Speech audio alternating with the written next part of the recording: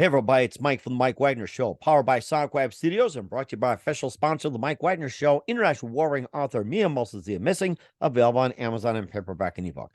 We're here with a terrific gentleman who grew up in a remote village of Ghana called Boadua with illiterate parents and no one education beyond the middle school. This gentleman also earned his master's in electrical engineering from Purdue University back in '95, MBA from the Tech School of Business at Dartmouth College in '03, and lives with his family in the eastern region of Pennsylvania. We'll talk about that. He's also a principal of UGI Energy Services, diversified energy services firm, and he has a new book out which tells of the struggle as a child growing up with his parents in a remote village of Boadua in Ghana and traces his journey from overcoming astronomical obstacles to the rising above and succeeding beyond, and going from the remote village of Boadua, Ghana, over to the principal of UGI Energy Services. We'll hear about his journey live, ladies and gentlemen, from Plus Studios from beautiful outside eastern Pennsylvania, the amazing author of the book, The Boy from Boadua, a memoir, ladies and gentlemen, the amazing Patrick Asare. Patrick, good morning, good afternoon, good evening. Thanks for joining us today.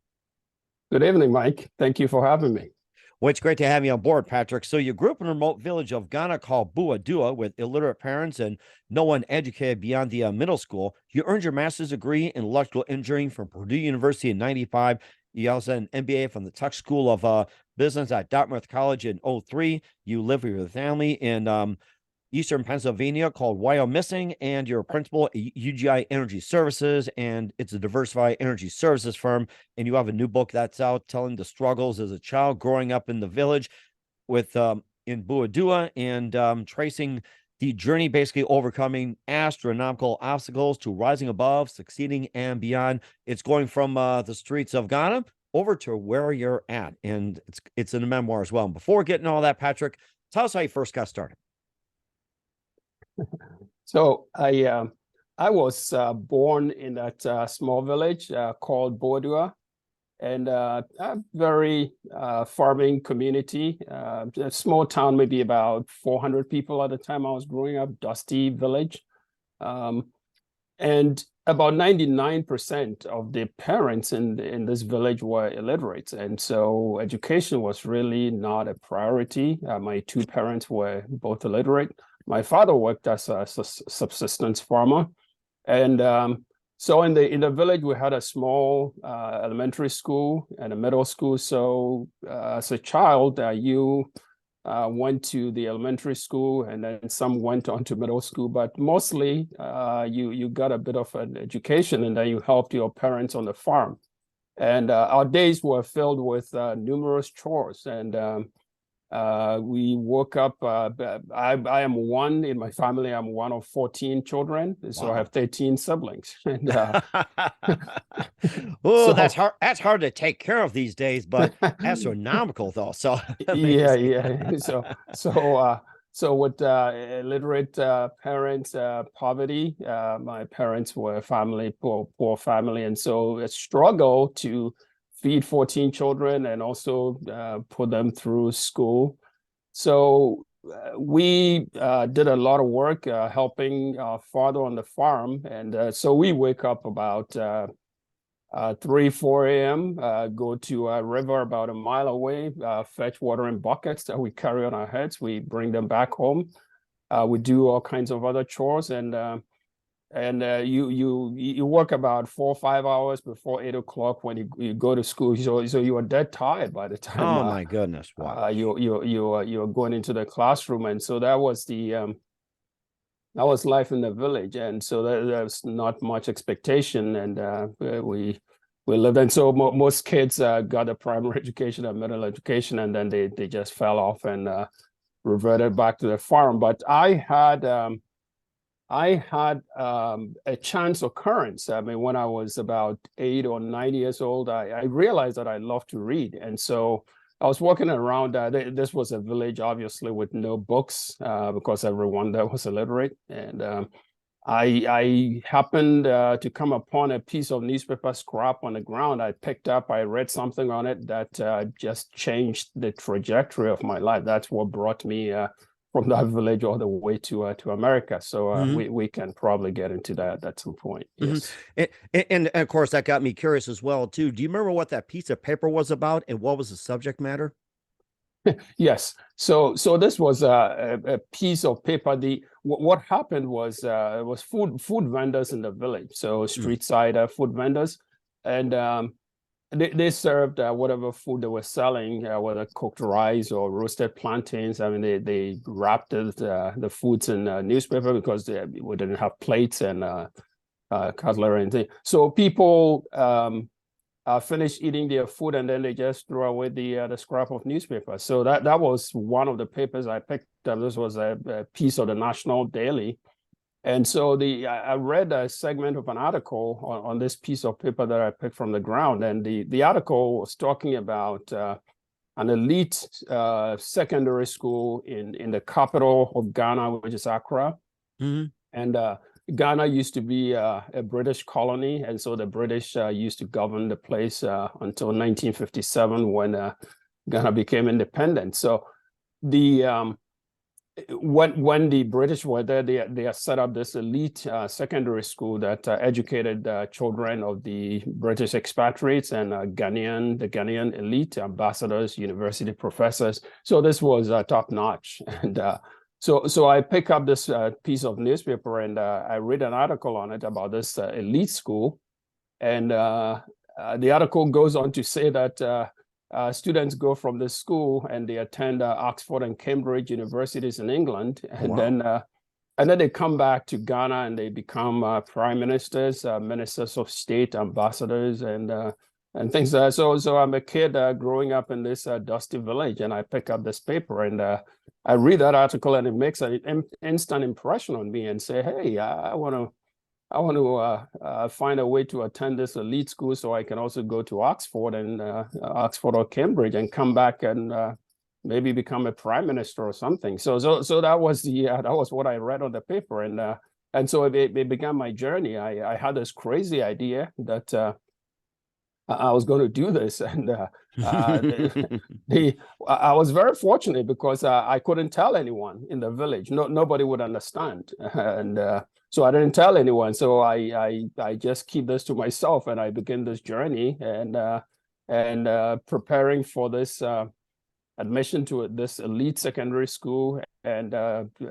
surprisingly, I ended up getting admission to the school, and Wow. only to find out that hey, my family was actually poor, and there was no way they were going to my parents were going to be able to afford their tuition. So that was the first stumbling block on this whole journey. Hmm. And of course, you also had managed to find your way. And how else did you manage to find your way to get an education? You tried the Oxford method, and that failed. What was the Yes. other option you used to get into school and manage to get in? It can be by flying colors or to like by the skin of your teeth. Yes. So, so in preparing to get admission to this secondary school, this was a village with no electricity, and so you study with kerosene lamps. And I imagine living with 14 siblings, everyone needs the light for chores and stuff like that. So I most nights I would hang around until about 9, 10 p.m. before the light became available, the lantern became available, and then I would study till about midnight, and then go to sleep maybe about 3, 4 hours and wake up for the early morning chores. So I was doing this in preparation for the elite to gain admission to this elite school. And I did that for a couple of years, and gain admission to this place, couldn't go.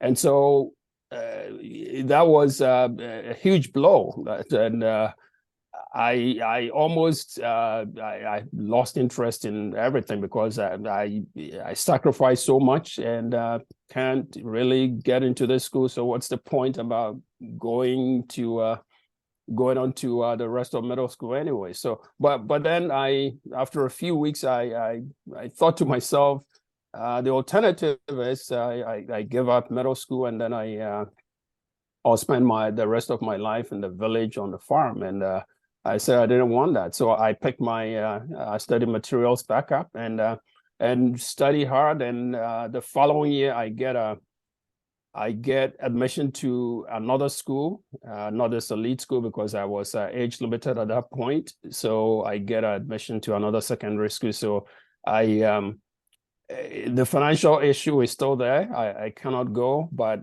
I scored very high on the exam, and Nice. so so it caught the attention of the some of the teachers in the school, and so they found their way actually to the village. I mean, to come and talk to me about a scholarship that was available because my father was a cocoa farmer. There was a scholarship program for cocoa farmers in Ghana. Wow. So I didn't know that. Yeah, so that's how I find my way to go to secondary school, and then after secondary school, you go to secondary school for 7 years during that time, and so I finished secondary school, and I hit another roadblock, another financial sort of obstacle rears its head, and so then I bounced around the village for another couple of years before I chanced upon this scholarship that the Soviet Union used to grant to students from third world countries. This was the peak of the Cold War. And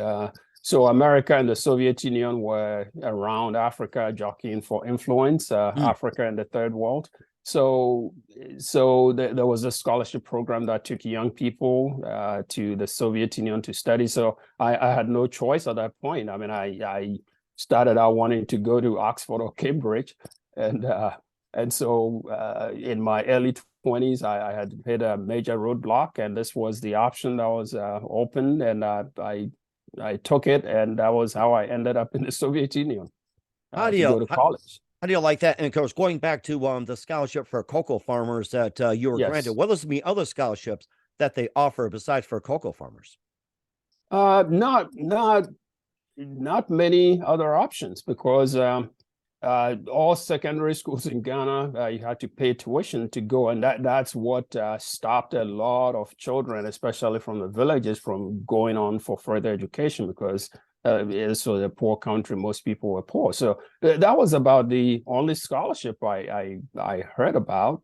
Merit scholarships were pretty non-existent. So I was very lucky to be the son of a cocoa farmer. That I started primary school in the village with 59 other kids. I mean, there were 60 of us that started school. I was the only one that was able to go beyond middle school. And of all the years I was growing up, that was the norm. And so mine was sort of the exception. Mm-hmm. And of course, going back to the schools as well, too, with the lack of funding, lack of scholarships, and everything else. How much did the government play in the role of providing scholarships or providing education to the schools in Ghana? How much did the government play in the role of it?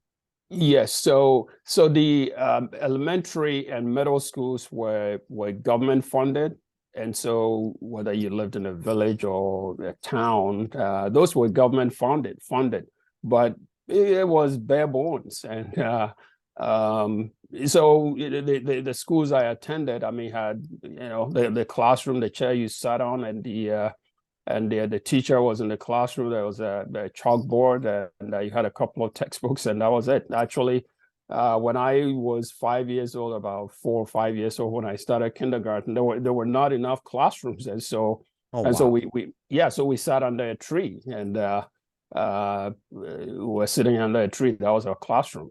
And, getting in touch in nature, which is good. Why bother taking a science or nature class when you sit under a tree? I mean, you got your education right there: birds, bees, trees, leaves, grass, and everything. It's like you got it right here. So there were goats and chickens roaming around. Yes, that was a classroom. I was going to say, who needs a science experiment when you got the animals, the living things, and even the bugs are just roaming around? Why bother having a science class? We can just pick it up and just check it out as well too. Exactly. And of course, heading over to the Soviet Union to get a chance and opportunity. We'll talk about more in the book, The Boy from Boadua, a memoir with Patrick Asare. But first, listen to the Mike Wagner Show at the MikeWagnerShow.com, powered by Sonic Web Studios. Visit online at SonicWebStudios.com for all your needs. Look at a professional website without breaking your budget. Sonic Web Studios is the answer. Sonic Web Studios offers fast, affordable custom web designs at below the competition rate. Call today, 1-800-303-3960. It's 1-800-303-3960, or email to support@SonicWebStudios.com. Mention Mike Wagner Show, get 20% off your first project. Sonic Web Studios, take your image to the next level. Also, time to give an official shout out to our official sponsor of the Mike Wagner Show, international warring author Mia Molson-Zia. If you love fast-paced mysteries, you'll love Missing by Mia Molson-Zia, available on Amazon in paperback and ebook. Missing is fast-paced and intriguing with an unforgettable twist. Takes place in 4 countries, 2 strangers, 1 target, where truth is illusion and those you love will be the first go missing. It's available on Amazon in paperback and ebook. Missing by Mia Molson-Zia has garnered great reviews, and Eve 11 endorsed by Howard celebrities, including Joanna Cassidy, Forbes, Riley, and many others. So grab your copy today before it goes missing by Mia Molson-Zia, available on Amazon. Also, check out the Mike Wagner Show at the MikeWagnerShow.com on over 40 podcast platforms. Heard in 100 countries, including Facebook, SoundCloud, Spreaker, Spotify, and iHeartRadio. Also, Anchor FM, iTunes. Also on Pandora, Buzzsprout, Pandora, TuneIn. Also heard on Podbean and just about everything possible. Also, subscribe to the Mike Wagner Show on YouTube, BitChute, and Rumble. Follow us on Twitter, Instagram, LinkedIn, and TikTok. Take us with you on any mobile device for great gift ideas. Go to Amazon.com. Check out the Mike Wagner Show podcast. T-shirts, pop sockets, throw pillows, tote bags, hoodies. Makes great gifts 24/7. Go to Amazon.com. Check out the Mike Wagner Show podcast. And for more great gift ideas, go to Amazon.com/Mia Molson-Zia for great books like Missing, Once and Wrinkles, plus T-shirts, pop sockets, hoodies, phone cases, and more. Amazon.com/Mia Molson-Zia. Check it out today and support the Mike Wagner Show on Anchor FM, PayPal, and the MikeWagnerShow.com. We're here with the author Patrick Asare of The Boy from Boadua, a memoir here on the Mike Wagner Show. Of course, going from the remote village in Ghana of Boadua and also trying to get an education. You later went on to become a principal at UGI Energy Services. And let's resume with your journey over to the Soviet Union and tell us more about that, the name of the school, and what was life like in the Soviet Union? So I when I got the scholarship to go to the Soviet Union, the Soviet Union was still in existence then. This was 1985 when I went there. So I knew very little about this place. I had done a lot of reading of newspapers during my preparation for secondary school and through secondary school. But the Soviet Union was, as everyone is aware, was a very closed system at that point. And so very little information coming out of that country really for anyone to know much about. And so it wasn't until I actually got a scholarship that I started asking around to find out a bit more about this place I was going to. So that's when I found out that no one in the Soviet Union spoke anything other than Russian, and I had never seen the Russian alphabet even before. So I went to the Soviet embassy in Accra to pick up my visa, and saw my name written in Cyrillic, and I couldn't recognize it. And I said, "Wow!" So I was going there to study electrical engineering, and I learned that the first year I would attend language school. You learned the language, the Russian language, which was going to be the medium of instruction. Mm-hmm. And so everyone going there had to learn it from scratch. And so that was the so when I flew into Moscow in August of 1985, I arrived in Moscow at that time, and spent about 4 or 5 days in Moscow, and was then informed that I would be sent to Kiev, which in Ukraine. And so I left Moscow on a train, went to Kiev with another group of foreign students. So we end up in Kiev and started language school at Kiev State University, and it was full immersion. We all started from scratch, and so that was quite a frightening experience because you got into this country that No one spoke anything that you knew, and so it was a tough existence for probably the first 2-3 months. But we went to language school, went to classes 6 days a week, 8 hours a day, and with being fully immersed in the country, the language came pretty fast, and they were pretty good at teaching it. And so Nice. within 6 months, I think we had the foreign students who went there had become a bit comfortable, and so we then take that base of knowledge, language, and then we start some elementary courses. And then after the first year, you were actually sent into the real program you went there to major in. So after 1 year in Kyiv, then I was sent with another bunch of foreign students to Ukraine's second city, Kharkiv, which we hear a lot about nowadays because of the war.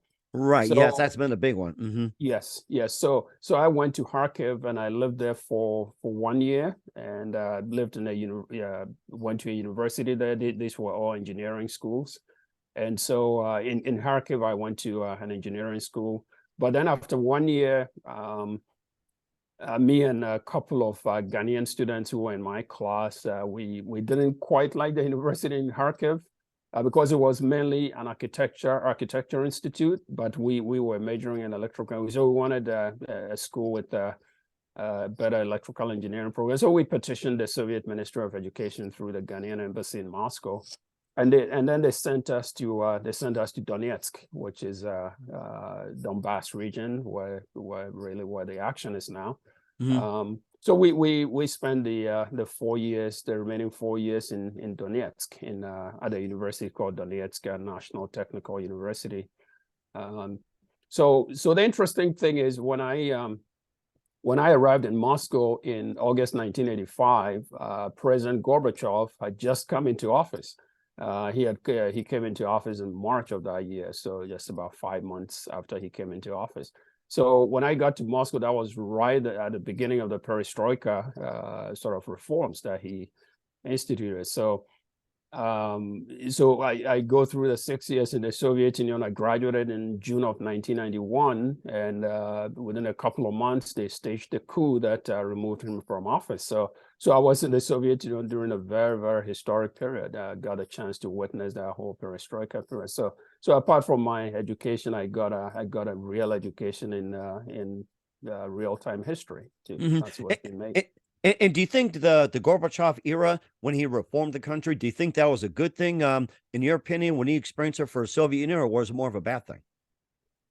Yeah, it was inevitable. So this was something Gorbachev, as one of the progressive people in the Soviet leadership at the time, the system, the entire system was collapsing on its own weight. And so Gorbachev, this was something Gorbachev and a few of his allies in the Kremlin recognized, and so he came in at the right time, and so that was a vital sort of intervention he made. And so everything he did was positive. I mean, the Soviets revisionist history hasn't been very kind to him, but those of us who saw the system as it was during that time knew exactly what he had to do and why he was doing it. So to answer your question, I mean, it's overwhelmingly positive what he did. Yes. I had a lot of people talk about Gorbachev and what was going on in the U.S. as well, too. And of course, there was one point, there was a Cold War, and someone was ready to press the beloved red button, only to turn out it was a false alarm coming from Grand Forks, North Dakota. And then there was another lady I had on, and it took like 16 months for the formation to go from communism to capitalism. Everybody thought it was overnight, but it was just 16 months, and you're probably around there. And of course, there's a lot of opportunities that came around and everything else. And of course, before we get to more about the book, The Boy from Boadua, a memoir with Patrick Asare on the Mike Wagner Show. And what first interested you into getting to electrical engineering as a career or degree? So yeah, that's an interesting question. I actually cannot. When I was in secondary school, in Ghana, in those years, we had 3 universities in Ghana. One was an engineering university. One was mostly like liberal arts, and then there was another one. So in secondary school, once you got to the final years of secondary school, before you were about to enter university, you had to almost declare which path you were going to go, whether science or liberal arts or medicine. So at that point, when I was in the final years of secondary school, the choice became either engineering or medicine, become a medical doctor or become an engineer. And I couldn't picture myself in a hospital because I cannot. Yeah. So Hey, I'm with you. Many of us don't do well in hospitals. Yeah, exactly. So then it became a default option. Engineering became a default option. So that was really what drove. And then among the engineering disciplines, whether mechanical, chemical, electrical, I gravitated towards electrical just because I love the whole concept of electricity. And because we didn't have electricity in the village when I was growing up, I was fascinated by it when I came across it in secondary school and stuff like that. So that's how I thought about becoming an electrical engineer. Mm-hmm. And he also ventured over to Purdue University to pursue his master's in '95. They went on to the MBA from Tech School of Business in Dartmouth in '03. And before we talk about your journey going from the Soviet Union over the United States, in the book From the Boy from Boadua, a memoir by Patrick Asare, you listen to The Mike Wagner Show at the MikeWagnerShow.com, powered by Sonic Web Studios, and brought to you by official sponsor, The Mike Wagner Show, international warring author Mia Molson's The Missing. We'll be back with author Patrick Asare of The Boy from Boadua, a memoir, after this time out. We're back with author Patrick Asare of The Boy from Boadua, a memoir here on the Mike Wagner Show. And going from the Soviet Union, now you make your journey over to the United States, getting your master's in electrical engineering from Purdue University. So tell us about your journey going from the Soviet Union over to the United States. Yes. So when I graduated in 1991, June of 1991, I was actually getting ready to go back to Ghana because that was the arrangement. You went to get this education, and then most people went back to Ghana. For me, it all changed when it was about 2 months before I was due to graduate. I talk about my father. My father's influence on me, on my life, has been quite important, very, very, very vital. So I talked about him being a cocoa farmer opened the door for me to go to secondary school, and he worked, sacrificed a lot. I mean, to take care of his 14 children, did backbreaking work, and took a lot of risks and things like that. And by the time I was about to graduate from the Soviet Union, he was about 80 years old at the time, and he was still working on the farm. And wow. So, yeah, and I, at that point, had made a promise to come back and find a job as an engineer in Ghana and get him to retire from the farm. Just take care of him in his later years, and then and so I make a visit to Ghana about 2 months before graduation, just to pay a quick visit to Ghana and go back and defend my thesis and gather up my things and come back home, and then. Another quick visit to lay the groundwork and maybe find a job in Ghana, apply for positions, and so I come for this visit in late April of 1991, and I land in Accra, and I learned that my father had died. Oh my gosh, I'm so sorry. Yeah. So he had died unexpectedly. So that was a real jolt to my. And so when I went back to the Soviet Union to defend my thesis, I did that, and after that I had lost my bearings. This tragedy had just knocked me off kilter, and so then I decided to I started entertaining the thought about going to some other place. I mean, it was more of a healing journey. And so that is what brought me to America, and And so I arrived in America in April of 1992. And when I arrived here, I actually didn't know anyone in America when I came here. And a friend of mine, a friend of mine I knew from secondary school in Ghana, happened to be a student at the medical school in Buffalo, New York. Oh, wow. SUNY State University of New York at Buffalo. He was studying medical. He was a medical student there. So he happened to be the only person I knew in America. So I called him up and I said, "Hey, this is my situation. I just need a place to hang out for a few weeks." And he graciously agreed to host me in his apartment. And so I land in New York and take a bus to Buffalo, New York.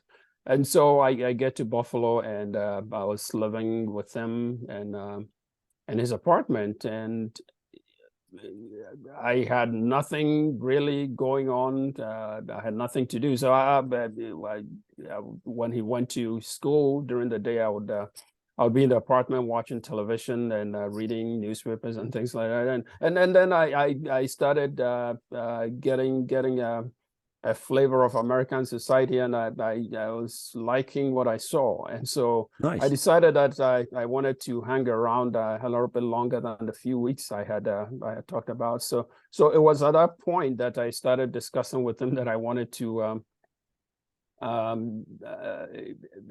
think about the idea of going to graduate school. So that's where the Purdue idea came in. And so how did that come about? I'm interested. Yeah. So when I got this idea of going to graduate school for a graduate degree in engineering, you start first off, you start preparing for the GRE, the graduate record examination, which is so I buy a textbook and I start studying, and then you start looking into various programs, universities and programs. So I do a bit of research, talk to a couple of friends, a couple of people, and I come across Purdue University. So I, in addition to some other schools I had selected. So what really attracted me to Purdue was Neil Armstrong. Neil Armstrong, because in the village I talk about, we didn't have electricity, and so moonlit nights in the village were really special. Nice. Yeah, when the moon was up, was a very special time in the village. I mean, people will sit out in the open, light wood fires, and sit around and tell stories deep into the night. So I was in the village 1969 when the Apollo, the moon landing happened. And obviously we didn't see that on television, and I just read about it in the newspapers. And so when we heard about Neil Armstrong had landed on the moon, I mean, he was obviously he became the biggest celebrity, I mean, to us in the village, because at night we look up and we see the moon and we wonder what's up there. And it's not made of cheese, as people would say. So yeah, exactly. So to us in the village, I mean, to hear that a man had landed on that thing that we look up every day, it was just fascinating to us. So when I got the Purdue brochure, I mean, a bunch of schools will send you the brochures, and when I got the Purdue brochure, and I didn't know at the time that Neil Armstrong had attended Purdue. So interesting. So I was reading, I was going through the brochure, and then I find out that Neil Armstrong graduated with an electrical engineering degree from Purdue University. And I said, "Wow, nice, that's where I want to go. I want to go to that. I want to go to Purdue and walk the same halls and sit in the same classrooms that Neil Armstrong." So it became an obsession. I mean, for me, it became a real obsession. So it was so that's I studied hard, got the test scores, and put in my applications, and thankfully was invited to study at Purdue, and I was really proud when that happened. So that's how I got to Purdue University. Wow, what a journey you've been on so far, Patrick. That's amazing. And of course, the journey did not stop there. You went on to get an MBA from the Tech School of Business at Dartmouth College in Yes. 03. So take us on a journey going from Purdue over to Dartmouth. Yes. So when I graduated from Purdue University in December of 1985, I actually remained in West Lafayette, which is where Purdue University is. Caterpillar, the engine manufacturer, the large big engine manufacturer, they had a plant in Lafayette. And so when I was about to graduate, I got a job with Caterpillar. So I ended up staying there and worked for Caterpillar for about 6 years.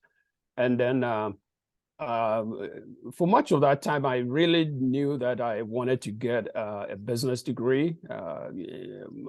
Engineering and business are a pretty common combination. A lot of people do that. So very common these days. Yes. Yes, exactly. So I had that idea in mind for much of that time. So it was only a matter of time. And so after about 5 years working at Caterpillar, I decided it was time to go back to school. And then the question became, do I do part-time, keep working at Caterpillar and do an MBA part-time, which is,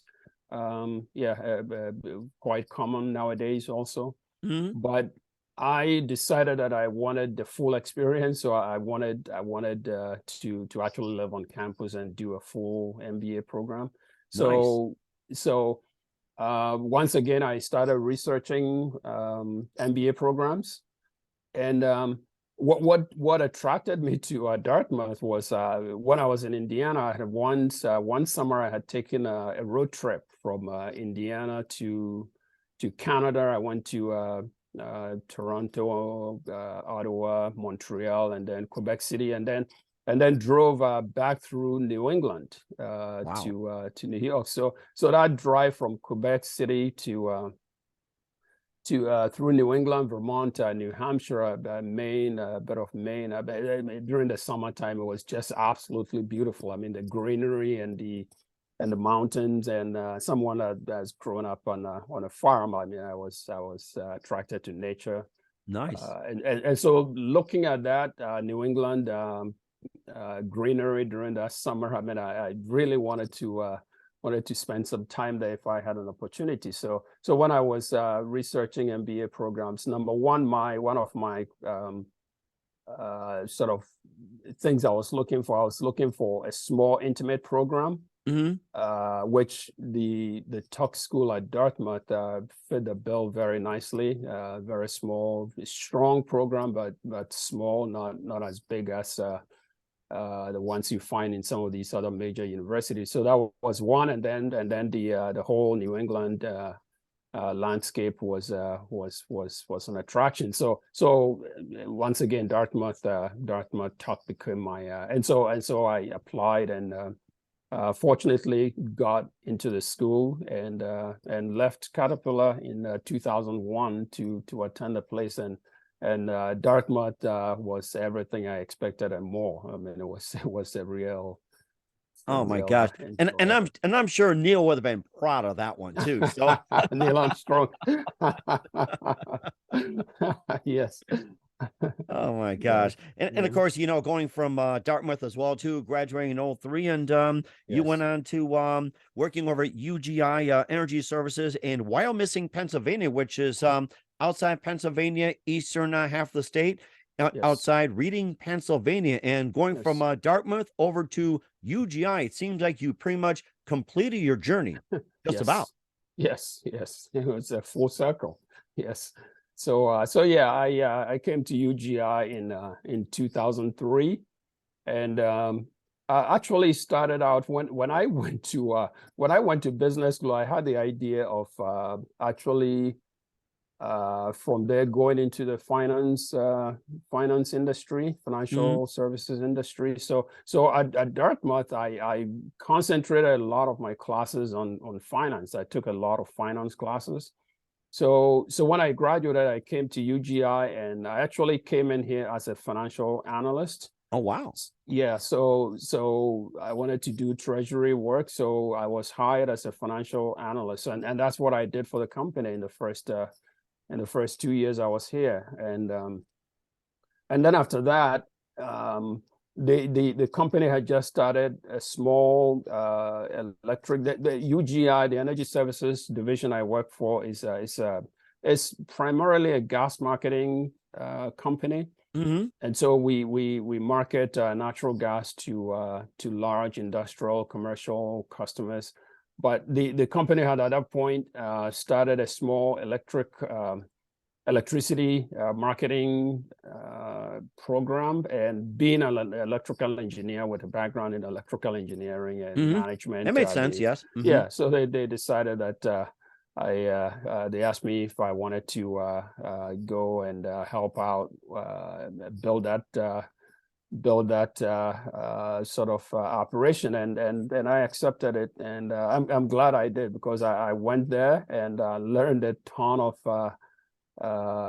stuff about the whole electricity system in America, and that's something I really enjoyed, and so I did that for a number of years, and after that I decided that I wanted to get some knowledge, experience on the gas side of the industry, so then I switched from electricity to the gas supply marketing sort of area of the company. So I've bounced around various places in the company, and it's been an enjoyable experience so far. This is actually my 20th year in the company. Wow! Congratulations! Yeah, Happy thank anniversary! You. Yeah, thank you. Yeah.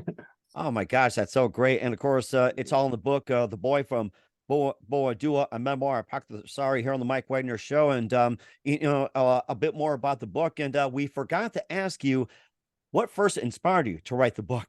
Besides telling a bit more about it, besides your Yeah. journey. So how'd you first start the book? I forgot to ask you that earlier. Yeah, I was enjoying your journey, all right, and it's like I forgot to ask you about the book.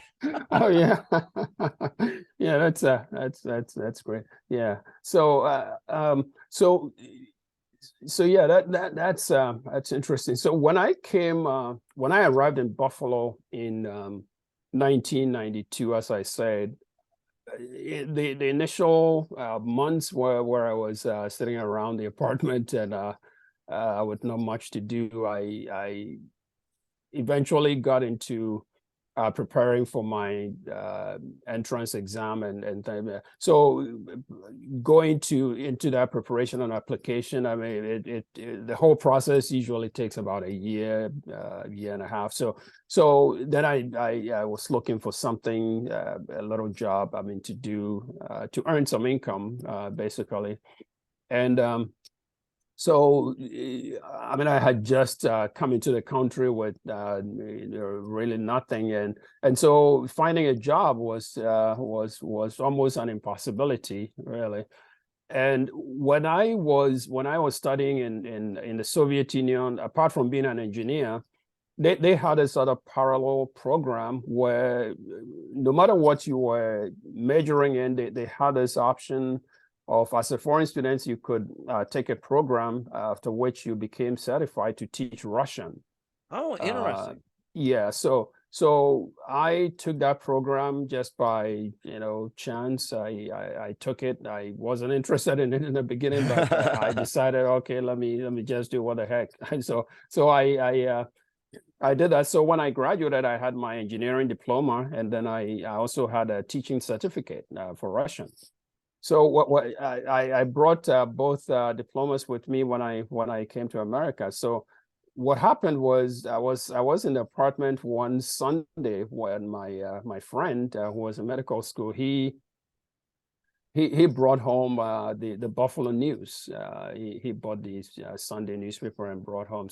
So he finished reading it. My friend Ernest, he finished reading it, and I picked it up and I was reading it, and I saw this ad in the Sunday newspaper that there were a couple of magnet schools in Buffalo that were looking for Russian teachers. Really interesting. Yeah, these magnet schools, a couple of them in Buffalo were looking for. They just started this Russian language program. They were teaching it to kids, kindergarten to about 4th grade. And so I see this ad and I say, hey, this is interesting. So this is Sunday. So on the Monday morning, before everyone showed up at anyone showed up at the Board of Education office in downtown Buffalo, I was at the door with my diploma in hand, my teaching certificate in hand. So when they open the door at 8 o'clock, I go into the office and I say, yeah, I speak to this lady at the counter. I tell her that I saw the ad in the newspaper and I'm here to apply for the job. And she had this annoyed look on her face. No, yeah. Yeah, exactly. Yeah, she seemed to be saying to herself, I mean, who is this crazy black guy walking around here in Buffalo? Here, have some vodka. We'll make you talk more, lady. Yeah. Thinking he knows enough Russian to actually apply for this job. I mean, she thinks I was pulling a prank or something. So, oh my gosh. So I quickly pulled out my certificate, my teaching certificate, and my passport, and I handed it over to her, and then I see her jaw drop. And, wow. when she realizes that I'm actually qualified to do this job, and so she right away calls all her colleagues in the office. Hey, come look at this. And so I was like instant celebrity at the office. I mean, questions coming at me from all angles. How did you get from Ghana to the Soviet Union? So I was given the job on the spot because nice. Yeah, at that time in Buffalo, I mean, I don't know who else knew Russian in Buffalo, and so I get a job, and so that's I start teaching these little kids Russian in the Buffalo public schools, and then the Board of Education realized that I was an engineer, and so they say, hey, you can also teach math and science, and oh, nice. So almost like a teacher in a way they're trying to get you to be. So exactly. So they tack on math and science to the Russian. So as I said, the Russian was mostly in kindergarten to about 4th grade. So I did that for the initial few months until they asked me to teach Russian and math and science. So the difference was the math and science classes were more middle school and high school. So yeah, so I walk into my first math classroom, which was a middle school, and that was a rude awakening. I walk into the classroom and it was chaos. Desks facing everywhere, noise, loud talking, and so uncontrollable classroom. Inner city school district, and everything we read about the dysfunction and the disciplinary problems. I walked right into that on my very first day. And wow. Yeah, having spent my whole life in Africa and Soviet Union and travel around Western Europe, and I had never seen in Ghana our schools. I mean, discipline was really strict, right? In high reverence, and the teachers are being almost like they're being high regards, like as presidents, kings, and all that. Exactly. I did read about that, and same thing with Russia. So it's like it's understandable. Yeah. So real shock, and so I had real doubts after that first day in the math classroom whether I was going to be able to teach, because I had never seen anything like that in my life. And so I go to my Russian classes the next day, and the teachers, my Russian teaching colleagues, I was teaching Russian with 3 other colleagues, and so I talked to them about my experience the previous day, and I was telling them that I wasn't going to go back, I mean, to teach in the middle and high school, because I couldn't do it.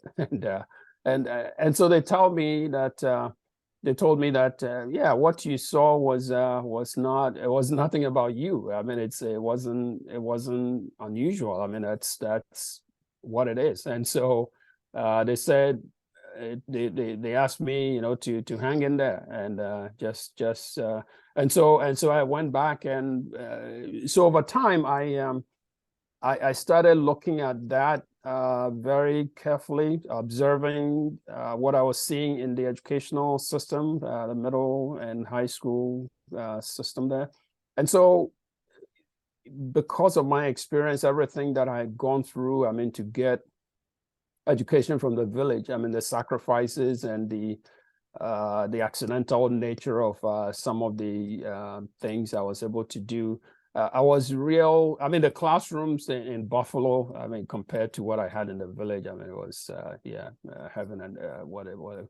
So so then it set me thinking. I didn't quite know American society and understand it, you know, everything that, all the factors that contribute to the dysfunction I was witnessing. So it became another journey of exploration for me to understand what sort of, you know, came together to conspire to inspire the behaviors I was witnessing. So that's the origins of the book. And so it took me all the way back to the beginning of my journey in Ghana, and trying to, as I started to understand American society a bit, about the poverty, the racism, and the you know, parental absenteeism, and urban culture, and everything around you know, that dysfunction. So it was a lot of thinking about, you know, hey, what if I'm a black male? So what if I had been born in urban America, into that kind of educational environment? I mean, that's interesting to think of. Yeah. So would I because I saw the black kids. I write in the book about two black kids that were in my classroom. One very studious and trying to do everything he could to get an education, and there was this sort of black boy in the classroom who did everything to undermine what this black boy was doing. So you take a chaotic classroom to begin with, and then you have a target on your back. Oh my gosh. Yeah, so then I start asking myself, you know, was I lucky to have been born in that you know, dusty village instead of someplace? So that those reflections motivated me to write this book, to explore some of those questions, and yeah, to narrate my journey, and then use that as a foundation to explore some of those questions I was dealing with. Mm-hmm. And of course, besides the book as well, too, being a principal of UGI Energy Services, what's next for you? So I enjoy what I do at the company, so I will keep doing what I'm doing there, and combine with I have a few ideas for the book. Like as I'm saying, I wrote this book really with those children I taught in Buffalo in mind. I mean, they Oh wow. yeah, what motivated me to write a book. So I, growing up in a village like I did, with hopelessness, because nothing much was expected of you if you were born in that village. But I was lucky to escape that trap. Mm-hmm. Mostly because of the strength of my parents and the family I grew up in. That was what really made the difference. And so looking at the environments, these children in Buffalo, and then over time I've learned about other parts of America, you know, the environments children are growing up in. And so it's when you think really deeply about it, something and someone are failing these kids. I mean, children don't raise themselves. Mm-hmm. And so the hopelessness I saw in their eyes in those classrooms in Buffalo, and you know, many of them gave up even before they started. I mean, a lot of Wow. kids came to school not knowing why they are there. I mean, they really had no objective when they came to school, because they're growing up in in homes where there's not much expectation. I mean, their fathers are absent, and so they are out there on their own. And so yeah, that's one of the motivations, I mean, for this book. I mean, to try to dissect this message a little bit as someone who has come in from outside with a perspective that's a bit different from the American one. I have some experiences and knowledge, to lay on top of everything I've learned in this country over the 31 years I've been here. So Wow. I feel like I do have some perspectives that may be useful in this whole conversation, and so that's I'm exploring ways of using this book to do some of that work. And you've got a great book going as well too. Where can we find your book at, Patrick? So the book is available on Amazon and on Amazon, Walmart, Barnes and Noble. And it's available also in some select independent local bookstores. So yeah, Amazon, Barnes and Noble, online, you can find it, Amazon, Barnes and Noble, Walmart. Okay, we'll certainly check that out. We're with author Patrick Asare of The Boy from Boadua, memoir on the Mike Wagner Show. And it's been a great journey. It makes me feel like I've been on this journey as well too, going from Ghana to the Soviet Union over the United States and just going all over the world. And just a couple of things, Patrick, who do you consider biggest influence in your career? In my career, I would say the professors who taught me both at Purdue and at Dartmouth. They really opened my eyes to the corporate world. Someone who came in to America not knowing much about this country to begin with. So I started out talking to a lot of these professors, I mean, who both taught me and gave me various pieces of advice about career choices and how to approach life in corporate America. So I would say when it comes to influence on career, those sets of professors, both at Purdue University and Dartmouth. That's certainly amazing and very great indeed too. And what's the best advice you can give to anybody at this point? So this long and meandering journey that I've been on, the one thing that I have learned is to just keep your eyes open all the time, be deeply curious, and be open to new ideas. Don't close yourself up. Don't think you know anything to make you sort of draw conclusions and close yourself off to new ideas, because what I've learned is the world is a very, very complicated place, and very fast. Yes, and what you think you know today is really just scratching the surface. So be prepared, keep an open mind, and be ready to take whatever new information is going to be available to you tomorrow, and be flexible enough to sort of use that to challenge whatever prior assumptions you have, because I have that is one thing that has served me very, very well. So number one, be deeply curious. If I didn't have that curiosity, I wouldn't have picked up that piece of newspaper on the ground in the village, which would trigger this whole journey. So curiosity is number one, and then number two, be very open-minded and expose yourself to different people and different ideas and all that. So when you do those two things, good things tend to happen. And certainly indeed as well too, and of course a lot of us can do that as well. So once again, Yes. author Patrick Asare of The Boy from Boadua and memoir here on the Mike Wagner Show. Patrick, a very big thank you for your time. You've been absolutely fantastic. Great going on a journey with you, and looking forward to having you again soon. Keep us up to date. Keep in touch. Love having you back. Once again, what's your website? How do people contact you? Where can people purchase or check out your book?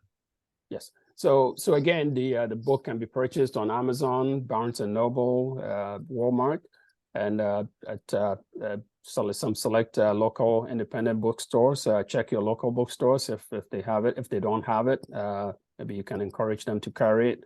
But you can order it from a bunch of different places. And you can go to my website, patrickasareauthor.com. It's all one word, patrickasareauthor.com. I list all the places you can buy the book on the website, and you can connect with me there. You can also connect with me on Facebook, Twitter. My Twitter handle is POKWASI. POKWASI. You can catch me on Facebook, Patrick Asare, and Instagram and LinkedIn. So you can connect, but on the website is the best way. You can connect with me there. Send me an email, and it'll be great. We'll certainly check that out as well. And once again, Patrick, a very big thank you for your time. You've been absolutely fantastic. Looking forward to having you again soon. Keep us up to date. Keep in touch. Live after back. Wish you all the best. And Patrick, you definitely have a great future ahead. Thank you so much, Mike, for having me. I've really enjoyed the conversation. Thank you so much.